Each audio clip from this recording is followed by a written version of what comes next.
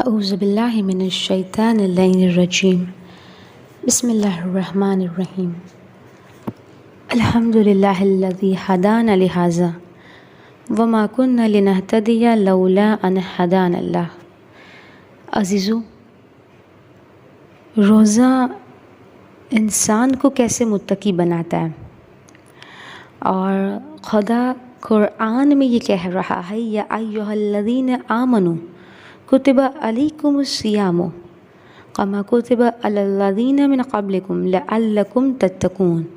خدا قرآن میں یہ کہہ رہا ہے کہ اے ایمان والو، تم پہ روزہ اس لیے فرض کیا گیا ہے، اس لیے لکھ دیا گیا ہے جیسے تم سے پہلے کی گزشتہ امتوں پہ فرض کیا گیا تھا۔ کیوں روزہ فرض کیا گیا ہم پر؟ تاکہ انسان باتقوا بن جائے، متقی بن جائے۔ تو عزیزو، حکمت روزہ، فلسفہ روزہ یہ ہے کہ انسان کو یہ روزہ متقی بنا دیتا ہے۔ مومن روزہ رکھنے سے متقی بنتا ہے۔ اور کیسے متقی بنتے ہیں؟ عزیزو، روزہ دوسری عبادتوں سے مختلف ہے۔ خدا نے نماز کے لیے، حج کے لیے، خمس کے لیے، زکوٰۃ، جہاد کے لیے یا کسی اور عبادت کے لیے نہیں کہا کہ یہ کرو گے تو متقی بن جاؤ گے، نہیں۔ لیکن روزے کے لیے خدا کہہ رہا ہے کہ روزہ انسان کو متقی بناتا ہے، اور قرآن کی آیت ہے، خدا کہہ رہا ہے تم پہ روزہ فرض کیا گیا اس لیے کہ تاکہ تم متقی بن جاؤ۔ اس عبادت کے لیے، یعنی واحد ایسی عبادت ہے کہ جس کے لیے خدا کہتا ہے کہ روزہ انسان کو متقی بناتا ہے۔ دوسری عبادت میں اور روزے میں ایک فرق ہے، یعنی تمام عبادتوں میں اور روزے میں ایک فرق ہے، اور وہ کیا؟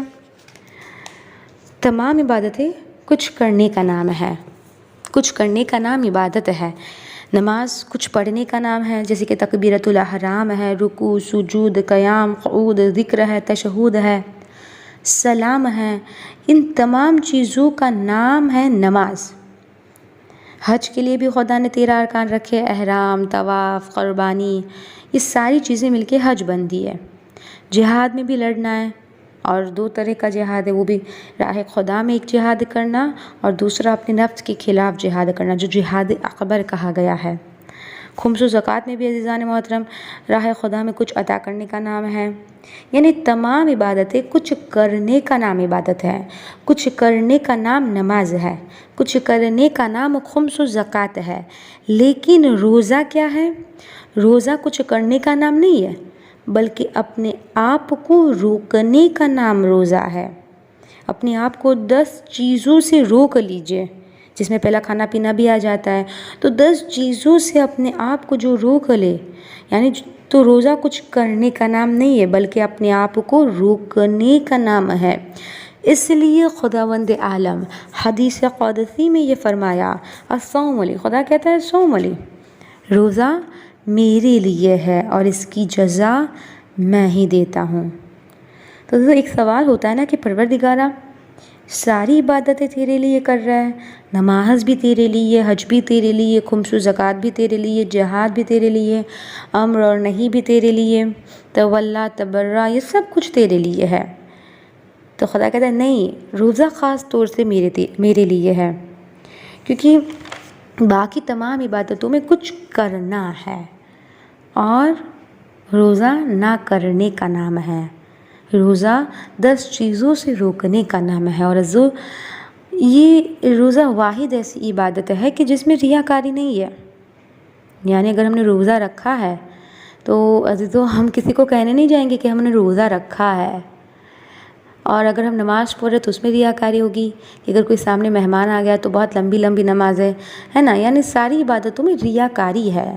ہم کسی کو دکھانے کے لیے کبھی نہ کبھی کر ہی دیتے ہیں کوئی عبادت، لیکن روزہ واحد ایسی عبادت ہے کہ جس میں ریاکاری نہیں ہے۔ اس لیے خدا کہتا ہے اس کی جزا، اس کا اجر میں ہی دیتا ہوں۔ اور آگاہ بیجت سے ایک مرتبہ سوال کیا گیا، کسی نے سوال کیا کہ آقا بتائیے نا کہ تقویٰ کس چیز کا نام ہے، اور ایسا میں کیا کروں کہ میں متقی بن جاؤں، ہے نا؟ تو یہ سوال ہم لوگوں کے لیے بھی ہے کہ ہم کیا کریں کہ متقی بن جائیں۔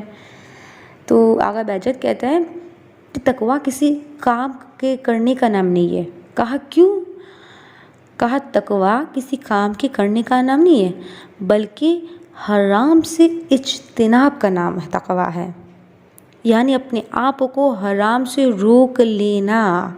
لیکن عزیزو تمام عبادتوں سے روزہ مختلف ہے اور روزہ انسان کو متقی اس لیے بناتا ہے کیونکہ روزہ انسان کو اپنے اوپر کنٹرول کرنا سکھاتا ہے، اپنے نفس پر قابو کرنا سکھاتا ہے، اور جو اپنے نفس پر کنٹرول کرنا سیکھ جائے نا وہ متقی بن جاتا ہے. وآخر دعوانا الحمد للہ رب العالمین.